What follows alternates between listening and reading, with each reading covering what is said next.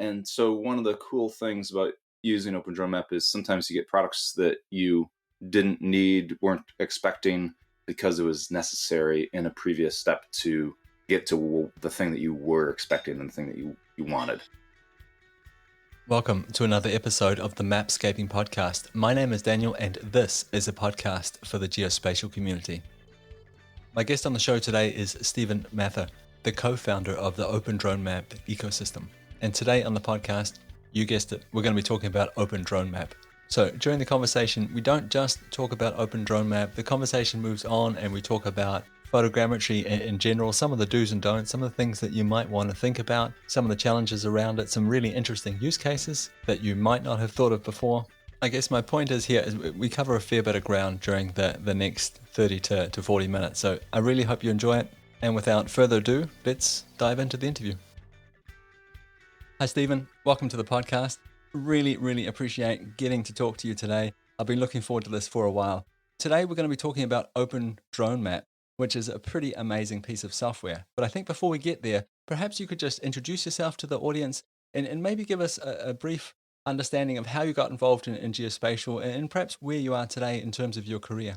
So, my name is Stephen Mather. I am co-founder of the OpenDroneMap ecosystem. I think for a while, we sort of said that I was the founder of OpenDroneMap, but most of the projects have actually been developed by my partner and friend, Piero Tofanin.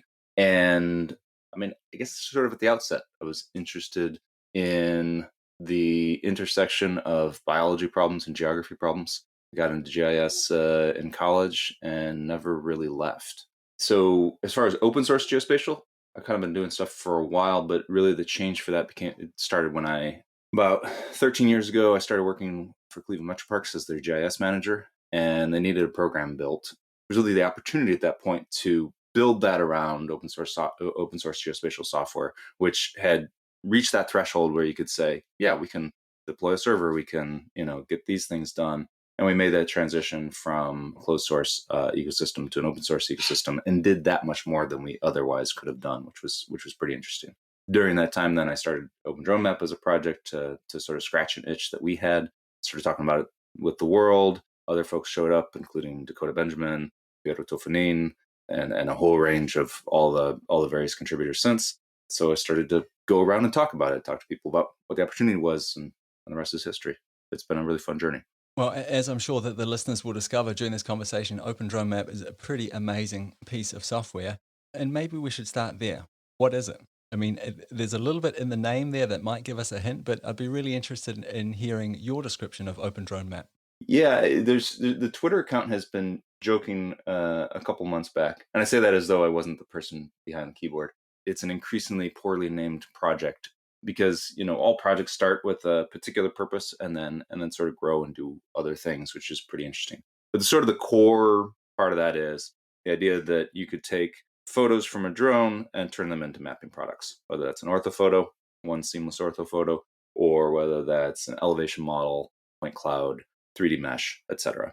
Under the hood, the basic photogrammetry library is OpenNetSFM from Mapillary / they've now been sucked into the Facebook world.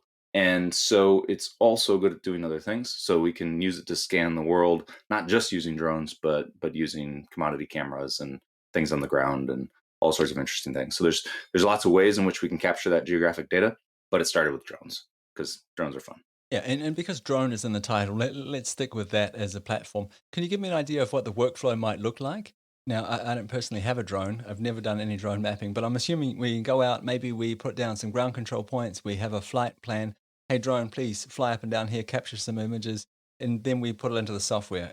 But maybe you could put a few more words around that and sort of give us an idea of what that workflow would actually look like. To get started, you get yourself a drone, you get yourself some flight planning software, and you go and fly. And so we see lots of different data sets and lots of different use cases, but that's at the core. And the cool thing about the tools, the flight planning tools that allow you to fly these routes is you can say, I want to draw a polygon this area. I want it to have this much overlap between the photos because I'm trying to do it quickly, or this much more overlap between the photos because I want to get a really good 3D sense of what's happening in that scene. And then you fly the drone. Hopefully everything goes okay. You celebrate when it lands because that's the best time, when it's on the ground safely after a flight. That's when my heart, stops pittering, and I'm happy as can be. And then you take that data and you put it into the computer and you process it into geographic products. Now, there's some other pieces to that, right? So maybe you have ground control points if you're fancy. Maybe you just use the flight information from the drone, which probably has GPS built in. That's probably the simpler way to go. And OpenDroneMap does the rest. So if the geographic information is embedded in the images, or you have ground control points, or both, then you're going to get something in the real world. You're going to get something.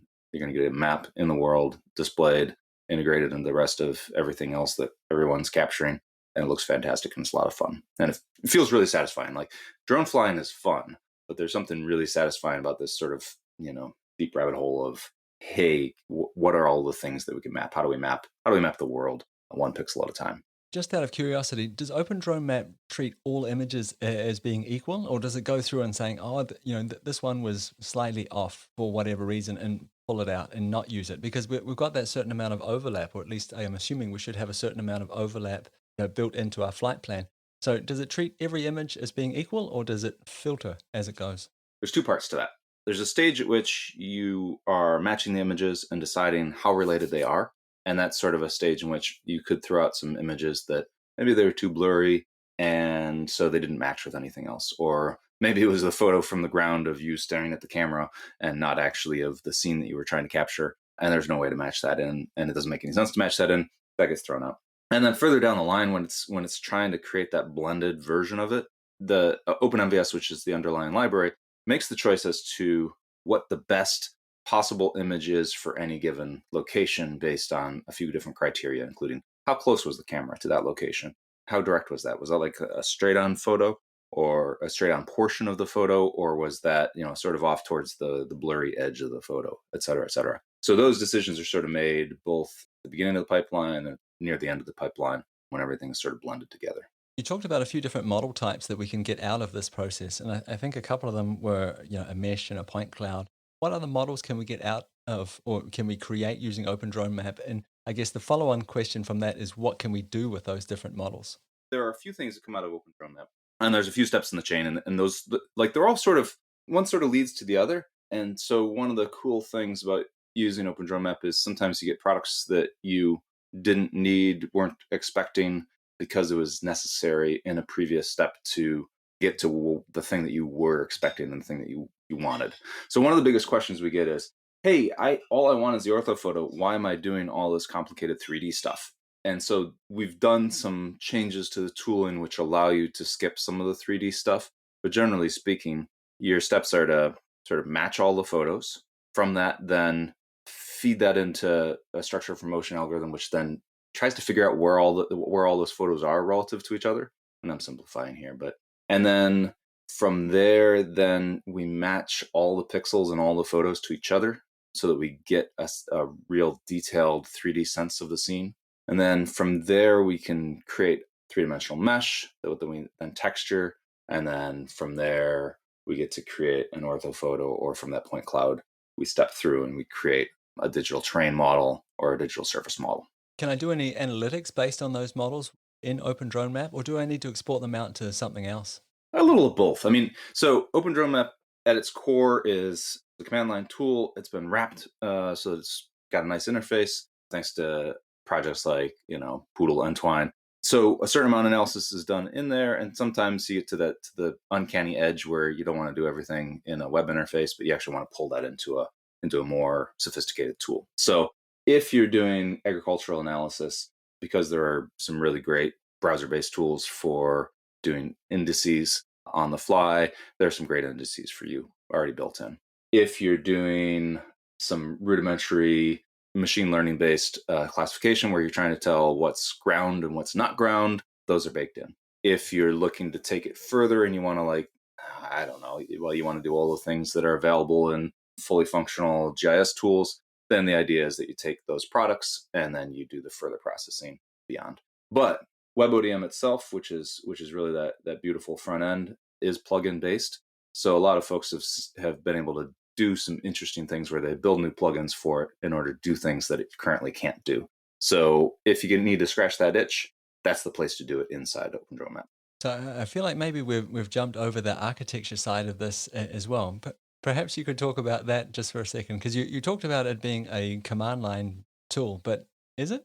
I guess I'm sort of thinking a bit historically there, and that's really the reason that Piero showed up and added to the ecosystem because he was out there. He had a drone. He's a web developer doing contracts with people and doing cool work and running his own little business and doing really well. And bought a drone and flew a drone. And after flying the drone for long enough, he got bored.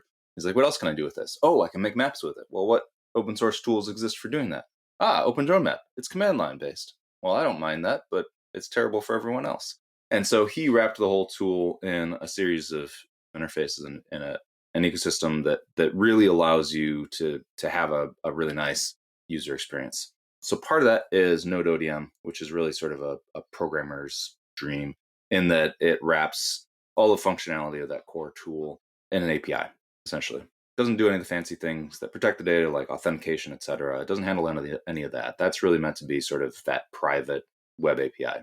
And then you go one level up from that, and we've got a few different tools, but probably the most important one in the ecosystem, the one that people are most familiar with, is WebODM, which then allows you to upload images, process them, view the outputs, download them. If you've got this on a publicly hosted instance, you can very easily send a share link to people.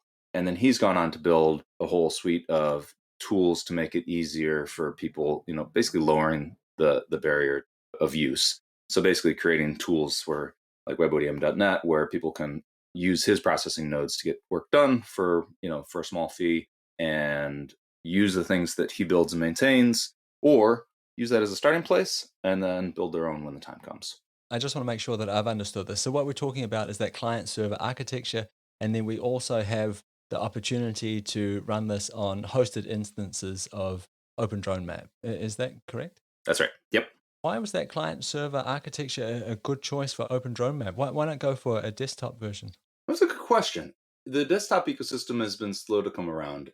As far as what choices Piero made in development, I think he was thinking about how do you create something that has a lower barrier to entry without completely rebuilding the entire tooling, right? So OpenSFM really only runs on Linux machines. We could have built a desktop tool around that, but it still would have only run on Linux machines.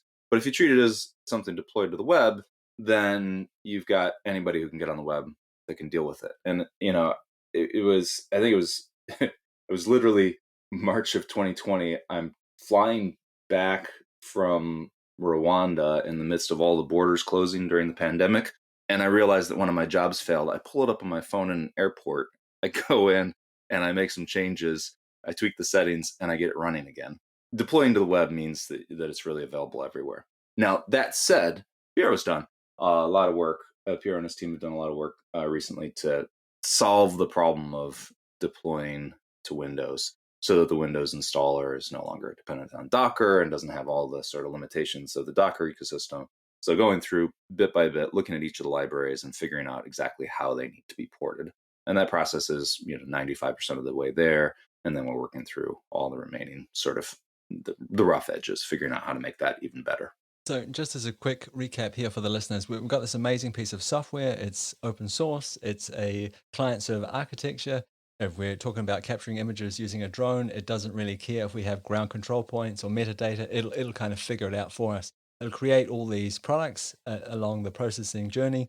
And then it also gives us opportunities to do some analytics in the software itself.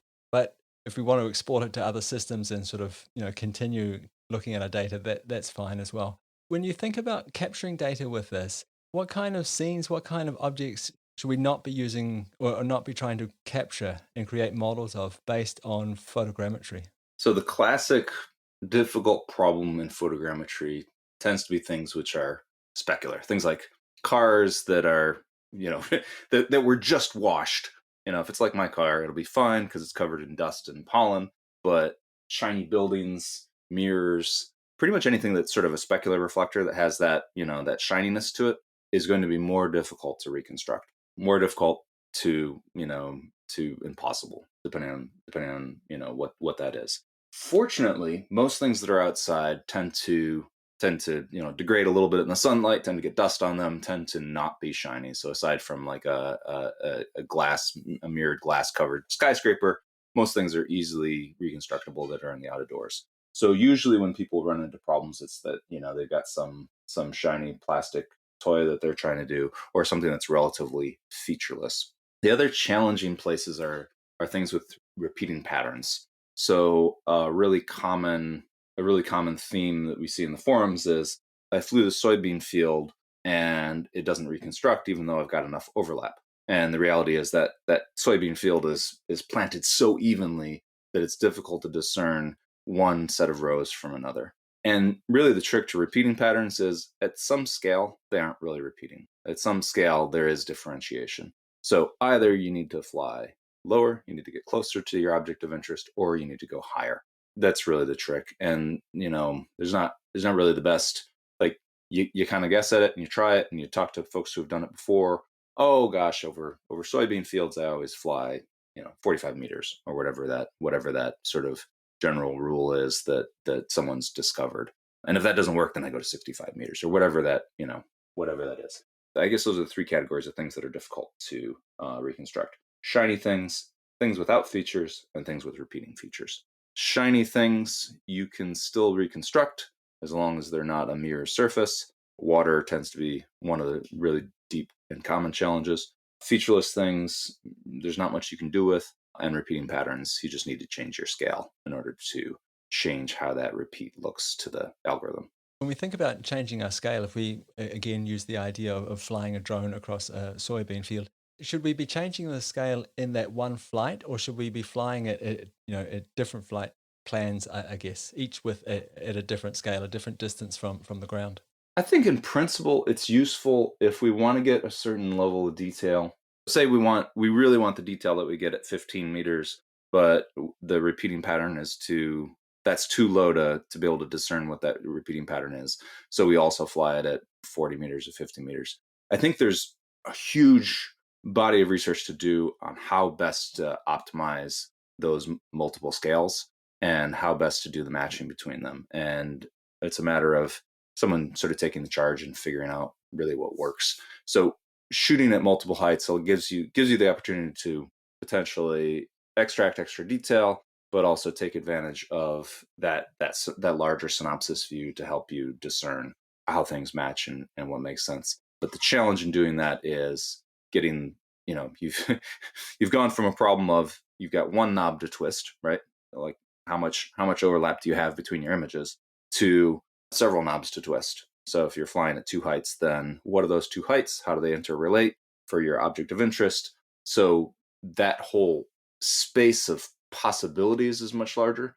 And I think there's a lot more space for people to explore and create sets of recommendations for that. So just sticking with the idea of playing around those parameters there, can I do that in OpenDroneMap? Or is it just, it uses the same process every time to try and reconstruct the scene? And I guess what I'm thinking here, let's say I capture a field, I capture a building, I capture some sort of object. I'm not quite happy with the reconstruction. Do I tweak parameters in OpenDroneMap, run the process again, or do I go out and recapture the object or scene? I would say the first thing to do is definitely to change parameters in the software. So we tend, some development is like nuisance based, right? So by default, the settings in OpenDroneMap are meant to not take all the memory in your machine and crash no matter what you do, right? So there's certain knobs that can be turned up, both as far as, okay, I flew this with X amount of overlap and I want to extract, instead of extracting by default 8,000 features per image, I want to extract 40,000 features per image to really maximize the capacity to perform those matches. And I don't mind the additional processing time, and I don't mind that it takes a little bit more memory. So there are plenty of knobs in the software for sort of optimizing a flight that you've already done. And the forum is a great place to sort of go, okay, here's my set of images, or here's a subset of my images that I feel comfortable sharing.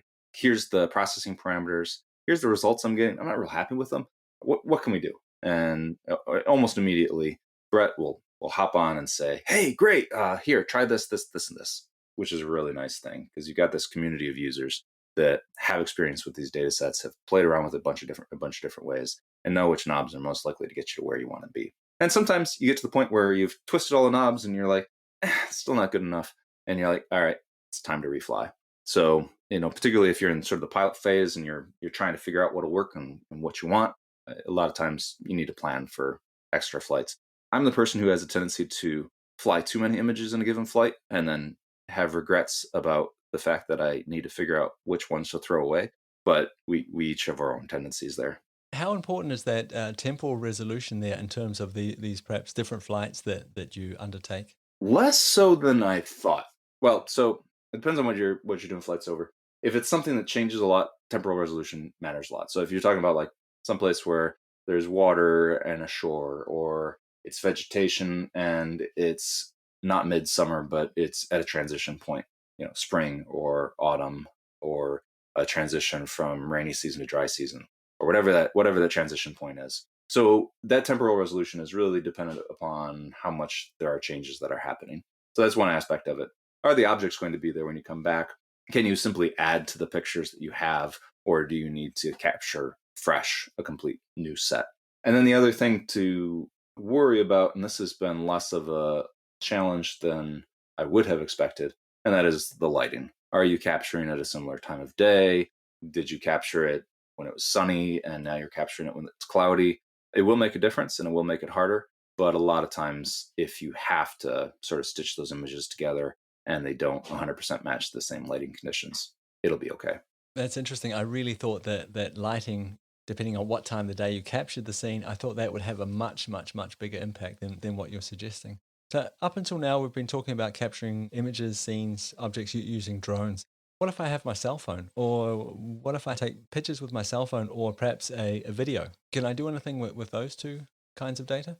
There's a lot of really cool things you do if you're not flying a drone. So one of the things I really like is that, well, I actually, for a workshop, I actually took pictures of my kid's Lego table in a drone-like pattern and reconstructed an OpenDroneMap, and it looks fantastic. It's just this really cool snapshot in time 3D model of everything they had built on that Lego table. But it doesn't have to be that kind of pattern. So I've taken 360 cameras and walked through my house. I've walked through other people's apartments and done full 3D reconstructions of that place.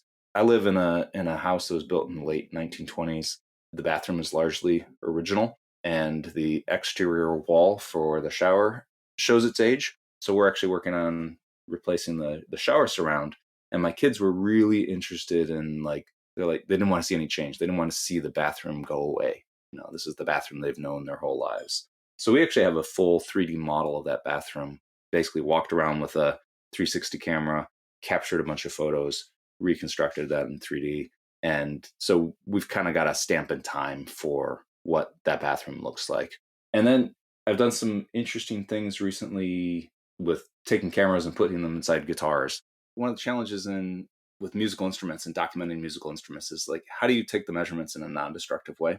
So you got, like, I don't have anything like this, but say you had like an original Martin or Gibson, or some 1860s Spanish guitar made by Torres, and you wanted to really understand what makes that thing tick. What are the, measure all the things in it, really understand how that thing works, and how to create something that works in a similar fashion, that feels similar, that sounds similar. Nowadays, there's lots of tools at your disposal. You can put calipers in there, you can measure directly. There are people who are scanning these things with medical scanners. So there's just like all sorts of levels of, what's your budget and what's your time? How do you want to understand this thing better? But one of the really inexpensive ways we can do that is actually put small cameras in there and basically do a photogrammetric scan of the interior of musical instruments. So I've been playing around a bit with that, building smaller and smaller cameras, figuring out what's possible, and more news on that later. But it's working pretty well. It's pretty interesting. It is a low cost, high impact way to really get these fantastic measurements of, in my case, a cheap Alvarez from the 70s, but in other people's cases, maybe some really interesting instruments that we want to understand better. I think it's a really interesting use case, but I'd be curious to know how you deal with some of the problems around the perhaps lack of texture or the repeating pattern. Because I'm thinking that you get quite close to these instruments when you're taking the images of them. How does the software deal with that? Well, so far so good. One of the challenges that I've had is sort of the shininess of the exterior. So when you're scanning the exterior, you got to get your lighting nice and flat and minimize the reflections. As far as the texture on the interior, I think focus is one of the challenges. So making sure that given the low light conditions that the depth of field is enough that all the things that you want to be in focus are in focus. So that's one of the things that will need to be worked through. And texture is we're probably at an advantage as far as texture, just because wood reconstructs fantastically. You've got repeating patterns, but they're not exactly repeating because it's an organic substance. It's non-specular, especially inside the instrument, so it's like super diffuse. So we get really, really nice feature extraction from that. But there's a lot more play to do. I'm sure there's like occlusions are going to be a challenge as well. How do you light the thing so that you can see everything without blowing out those textures? So I'll know more as I do more.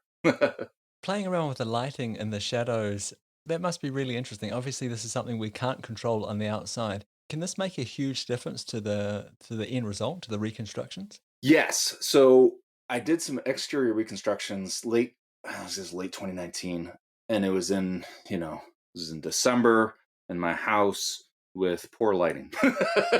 So I kind of found some of the limits there. If you've got really low light, with a digital camera, and if there's relatively high contrast, so if the lighting is relatively not as even as you can get it, then those darker areas, those shadow areas, tend to have a lot of noise in them, tend to not reconstruct, tend to not you tend to not be able to extract features from them. For the interior, this becomes an interesting problem because inherently the interior of a stringed musical instrument is dark. So maybe the solution is to put the whole instrument on a cool light source and have that light come through the instrument. Or maybe the plan is to just light it really well with direct lighting inside the instrument. So those are the things that need play with, figure out what really works best and what minimizes the amount of noise in the final result. So I guess in terms of what we think about as perhaps normal photography, I guess this is the problem that a flash is solving. Could you imagine a time where we start seeing flashes on drones, for example, sort of built into the camera, where we're artificially lighting the scene in order to create better reconstructions down the road based on the images we're capturing? Well, yes, but this will be a sort of a quarter turn in that lidar scanning on drones is becoming both more feasible and more affordable. Where you're not trying to just get the three-dimensional information from the photogrammetry, but you can pair that with a lidar scan. Now there are a few problems there. Lidar is compared to just a commodity camera. Lidar is actually there's a lot of power consumption involved in that. Another challenge that you have is orientation, position, the IMU problems. Good IMUs are really expensive. So the units are still pretty expensive relative to other things, but those costs are coming down and it's definitely a space to watch. And then as part of that, like I don't know what the timeline is on this. I know Howard Butler a few years ago was talking about LiDAR scanners moving from spinning mirrors to arrays of photon captures, where you're sort of blurring the space between a camera and a LiDAR device, and you're getting arrays of LiDAR responses rather than individual points. And that really kind of changes the game and becomes the next generation of LiDAR scanners that scan essentially. I don't even know what to say about it. Like every time I think about it, it blows my mind enough that I'm not sure how to think about what reality capture looks like under those conditions. So there's a lot that's going to happen there, and I don't know what the timelines are. I think a few years ago, was talking about 5 to 10 years. So we're getting close to some of those timelines. That would be amazing. Hey, I'm assuming what would happen there, like in my humble little mind here, is that we would be collecting a 3D model of the scene and also adding that texture immediately with the image. Is that the right way to think about that? Yeah, that's definitely the right way to think about that.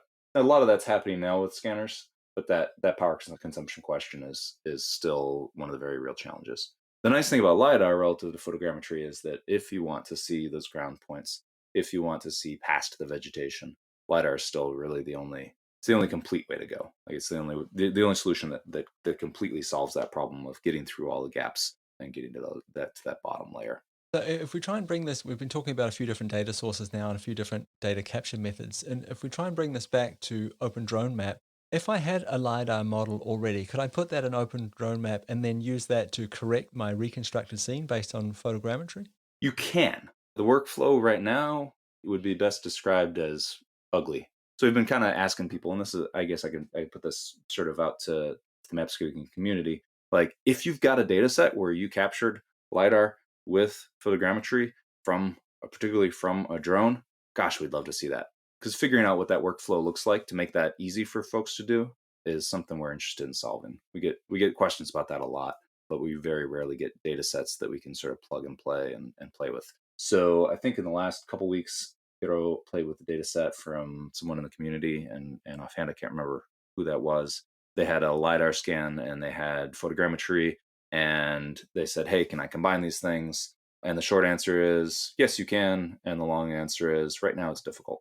So that's certainly something we're interested in playing with and getting better at.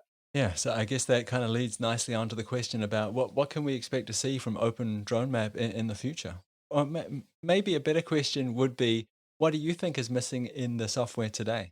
I mean, LiDAR integration is definitely one of those things. As far as things that I know, so I have been colossally bad at predicting what's next for OpenDroneMap for the entire time that I've worked on the project, which is actually really says a lot about the vibrancy of the community and really says a lot about sort of the multiple directions that people are going at the same time and bringing back to that ecosystem. So it's really an asset. But I'll say this is what's happening next, and I said it with such confidence the first few years, and now I sort of like, well, these are the things I know are funded, and these are the things I'd like to see happen. And some of those things get done, and some of those things take a few more years. But LiDAR integration is definitely something to be interesting. There's a lot more work to do on the agricultural side as far as sensor integration. Every multispectral sensor out there released sometimes by the same company as the last one, sometimes by a different company. Every one of them has a different standard for how the data are structured, and each of those need sort of a high touch. They need a good example data set. So if you've got a sensor you want an OpenDroneMap, sharing that sample data set is an important thing to do. And then there are sort of the bigger themes of like, how do we structure ourselves to really be around for the longer term?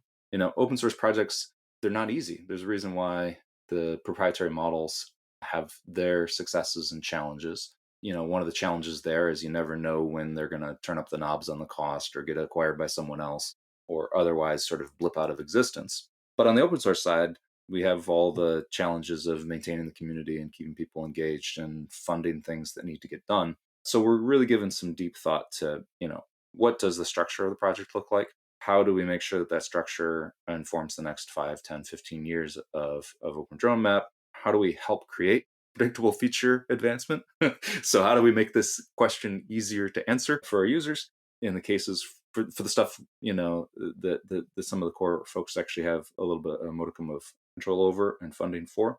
And then how do we make sure that we're continuing to provide an environment where someone tries it out, does some stuff, gets frustrated, and knows where to go to help figure out what those next steps are. To that end, Pietro actually hired Brett Carlock, Saijin Naib, as the IT specialist and community manager out of UAV for Geo to really do what he was doing already. He was spending a lot of time on the community forums helping people out. So a lot more of his time can be dedicated to that. And then making sure that we're contributing to and collaborating with our upstream libraries, whether that's OpenSFM or OpenMVS, Poodle, Entwine, Goodle, Grass, MVS texturing, etc. Like figuring out what works for us, figuring out what's more general, and pushing that upstream so that those projects do better as well. We've had a couple of conversations now, and you're a really interesting, engaging, and incredibly intelligent guy. What do you tell people you do when you meet them at parties? When we can go to parties again? How do you? What do you say? Had we had this conversation 2 months ago, I would have said, well, I'm the GIS manager for Cleveland Metro Parks, and I manage a team of folks to do cool geospatial problems for the parks and for conservation globally. And I also lead this project, OpenDroneMap. And actually, my current daily job is as a systems administrator, and then OpenDroneMap is this thing that I do on the side now. So I don't know what I would tell people now. I'm really excited to do the work that I'm doing. Like this admin work is really in support of research. So it's really to work with really cool, interesting, engaging people at Oberlin College. who are doing fantastic, globally impactful research. And I get to be a part of that and sort of making their jobs easier to do that. And then I get to continue to work in the OpenDroneMap ecosystem, talking to folks like you, driving that larger conversation, and then also doing side projects here and there where I'm helping people process data. Someone once teasingly said, "This guy doesn't sit in a cubicle, does he?" And that's definitely true. I don't fit in a neat box, but I like to solve interesting problems with people who also like to solve interesting problems, and most of those are geographic, and the ones that aren't geographic are still technical. When you think about geospatial, is there anything within the community that you've seen that's made you change your mind recently? Is there anything out there that you think there's like, that thing there, that changes everything? The work that's being done by Lutris right now and Hobu and sort of the ecosystem of point cloud folks to integrate point clouds into QGIS is unbelievable. The first cut at that, I was immediately using in a project because there's nothing quite like dropping your point cloud right into the map and verifying and digitizing right on top of that. As far as workflow, that really changes things substantially relative to anything that I've seen before. And now I just saw a couple days ago on LinkedIn that they're working on the remote point clouds problem. So how do you not just point that to a local resource, but how do you point that to all the point clouds for the country of Denmark, or whatever that massive point cloud data set is. So that changes a lot of things because the tighter we integrate the tools in ways that are flexible, if that makes any sense, the lower the friction is. Suddenly things that we didn't think were possible become possible. So when point clouds and raster got added to PostGIS and PostgreSQL, it seemed like a silly and trivial thing until people started to use them and realized that having the data that close meant that you could do things that you couldn't do before. Getting point clouds in a really usable fashion into QGIS is one of those things that will change how people do these things. And the timing's great because we've got tools like OpenDroneMap, we've got tools like all the things that are coming out of the platforms, the Apples, the Facebooks, the Googles, where the generation of this data is accelerating, but we don't always have great ways to consume that and combine that with other data sets. And so projects like what's happening in the QGIS ecosystem with point clouds really, really changes things. Stephen, this feels like a really sort of great place to kind of round off the conversation. So I just want to say thank you so much for doing this with me. I've been really looking forward to this conversation. I think it's an absolutely amazing project that you're working on, that you're building with the community there. Yeah, I'm really grateful for all your work and for your effort. I think it's amazing what you've built. Before I let you go, though, where can the listeners go if they want to reach out to you or if they want to learn more about OpenDroneMap? Can you point them to any sort of specific URLs or accounts that they can follow? Yeah, absolutely. So there's the Twitter account is at OpenDroneMap. OpenDroneMap.org is a fantastic place to start. That'll get you pointed in the direction of downloads, installers, etc. Docs.opendronemap.org is where all the docs are at, and that's a constantly evolving and added to ecosystem, translated into, I don't know, at this point, 6, 7 languages. And community.opendronemap.org is really where all the conversation takes place. Thanks again, Stephen. I really appreciate your time. Awesome. I really appreciate it. So I really hope you enjoyed that conversation with Stephen about OpenDroneMap. As I mentioned at the start, we covered a fair bit of ground in that episode, so I hope that you found something useful in there. Stephen mentioned a bunch of different resources. I'll have links to some of those in the show notes, but I think in general, if you're looking for information on OpenDroneMap, a really, really great place to start is just opendronemap.org. Stephen mentioned a few other projects. One of them was PDAL or Poodle. I recently recorded an episode around that. There'll be links to that in the show notes. And GDAL was another one, or Goodle. And again, recently recorded episode, so I'll put a link to that in the show notes as well to make it a little bit easier for you to find. Towards the end of the conversation, Stephen mentioned some work that's been done in the QGIS environment to help integrate point clouds. QGIS is another topic we've talked about a few times on the podcast. So if you haven't already listened to them, there'll be links to those episodes in the show notes as well. And that's it for another episode of the Mapscaping podcast. Thank you so much for listening all the way to the end. It's much appreciated. As always, you're more than welcome to reach out to me. You can find me on Twitter at Mapscaping, or click the link in the show notes through to my LinkedIn account. I would love to connect with you there. You're also more than welcome to check out our website, mapscaping.com. There's a few other contact details there that you might find helpful. I really hope that you'll take the time to reach out to me to share any feedback or recommendations or perhaps suggestions you might have regarding the podcast. I would love to hear from you. So that's it for this episode. I'll see you again next week. Bye.